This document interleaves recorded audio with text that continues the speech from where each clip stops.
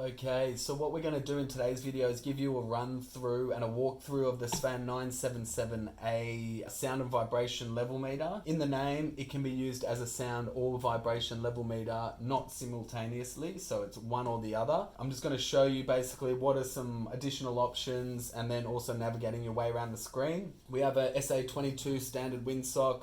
We have options for an SA204 all-weather windsock, an extension cable if you ever need to move the preamp to a separate place. We also have a coil extension cable for vibration measurements, so you put your accelerometer on here and you unscrew the preamplifier and attach it there. There's options for a mains DC charger which can go straight into the wall to power the instrument, and then an acoustic calibrator as well to check your measurements. So first things first, to switch the Svan instruments on, usually it'll tell you down the bottom, Alt and start to turn it on, and that's going to power on the instrument. It's going to tell us a firmware version and what instrument it is. Once that's done, it's going to go into a warm-up menu, which is a minute. It's usually for colder climates. Australia, we should be fine with that, so we can press escape. And then basically that's going to take us to a main display of the instrument. These displays can be rotated. There's many of them. If you can't see the value you're looking for, you can rotate these. So to do that, you hold Alt and down, down, down, down, and it's going to rotate you through all of the displays on the instrument. So first things, I'm going to take you into the instrument menu. So we press the shift button and the menu button, and that will bring up our instruments menu. You can do all of these settings through the PC++ software as well, and then send it to the analyzer, or you can do it manually if you're in the field. So the first measurement menu is function. So if we press enter, and then you're going to have mode, enter, two options like I just mentioned, sound level meter or vibration meter, one at a time. I'll show you vibration in a later video.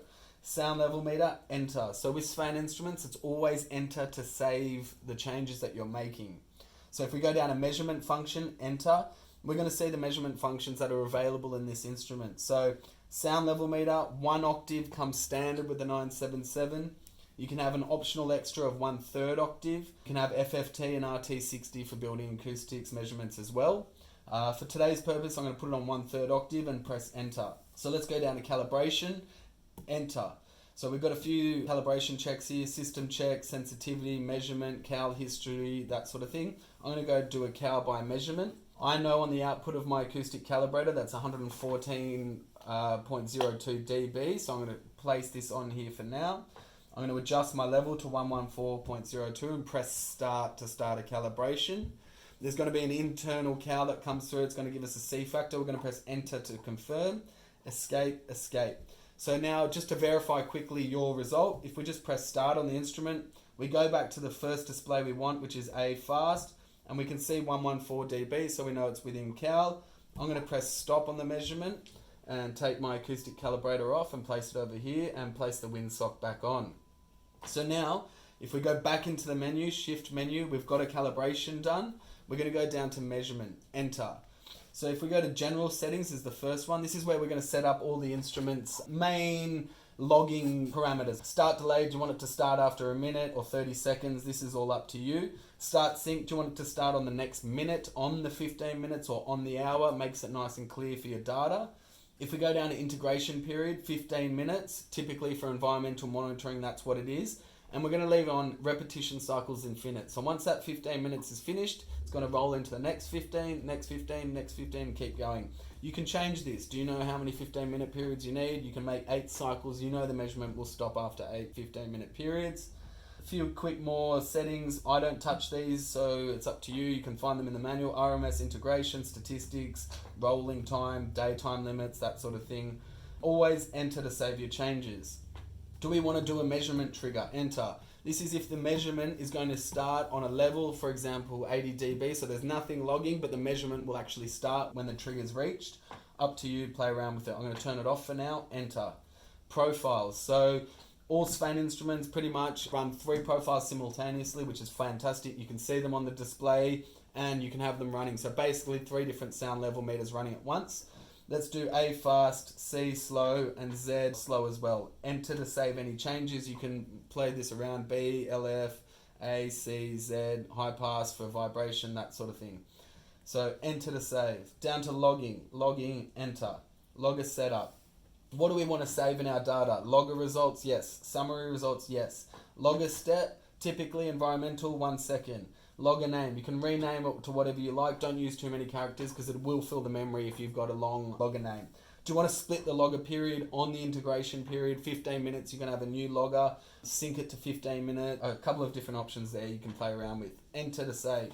Logger results. What loggering parameters do we want to see in the data at the end? Radio station, not typically a lot of my customers are using. Spectrum, we do want to see frequency.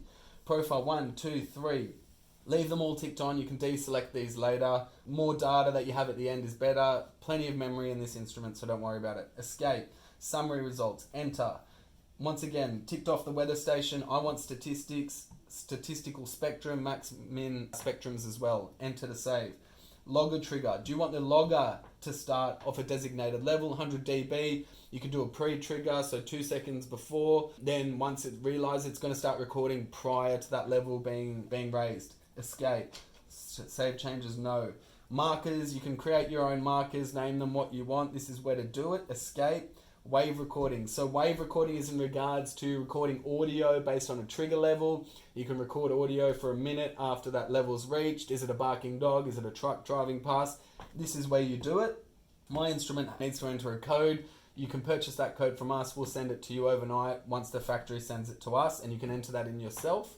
It is a payable option. Escape, escape, escape. So now we're back in the main measurement menus down to spectrum. Few options here: audio, full band, ultra band. Choose your filter. Do you want an A-weighted spectrum? Do you want a Z-weighted spectrum? Linear, that sort of thing. This is where to do it. Let's leave it on A. Enter. Compensation filter. When you're calibrating your instrument in the field, we're using a free field compensation. You're taking off the windshield, you're placing the calibrator on, you're in the free field. Once that's done, depending on what windshield you're using, so say if I'm using the SA22, I'm going to go down to windscreen, turn that on, and then I'm doing my handheld spot measurements, not all weather stuff that I'm not concerned about. If I'm using the SA204, go into compensation filter, outdoor environment, boom, enter. And the tolerance is already made for the density of the windshield. Down to range. How low, how high are you measuring? I just, based on a different microphone, so I've got a high range. Low typically should be fine. Enter to save. Down RPM measurements, you have some interesting stuff here. That's another option. Exposure time. Statistical levels, do you want to change any of those levels? By default, usually that's fine for a lot of customers. Down to timer.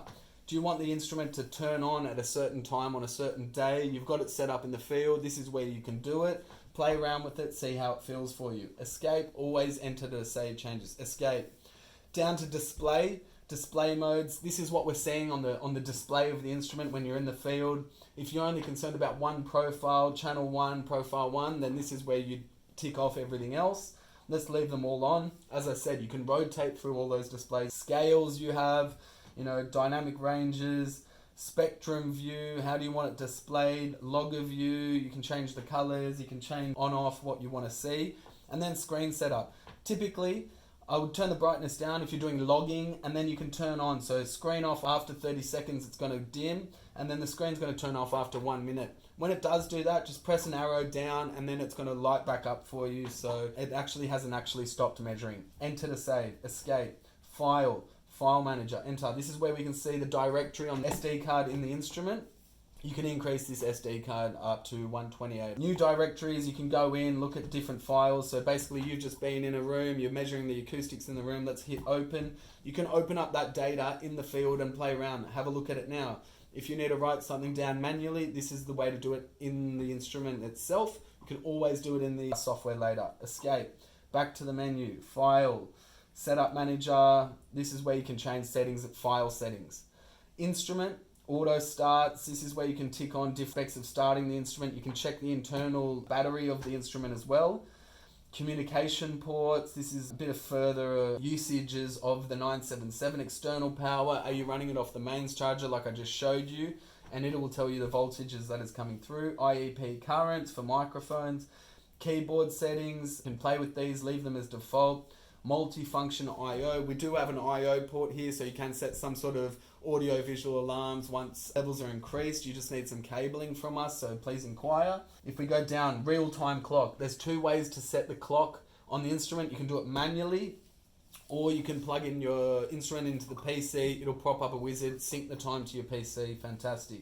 Down, wireless transfer, network. Now this is in regards to communication ports for setting up the instrument with a modem. So basically you hit on GPRS, it'll ask you for some modem settings, a modem connection, and then you go down. Basically for ours, we recommend Telstra.WAP. That is the APN you need to use unless you're using a different carrier.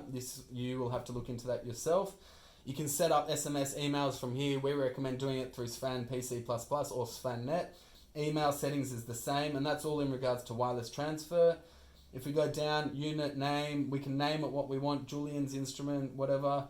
Unit label, this is where you're going to see the firmware that's running, the type approved, and the serial number.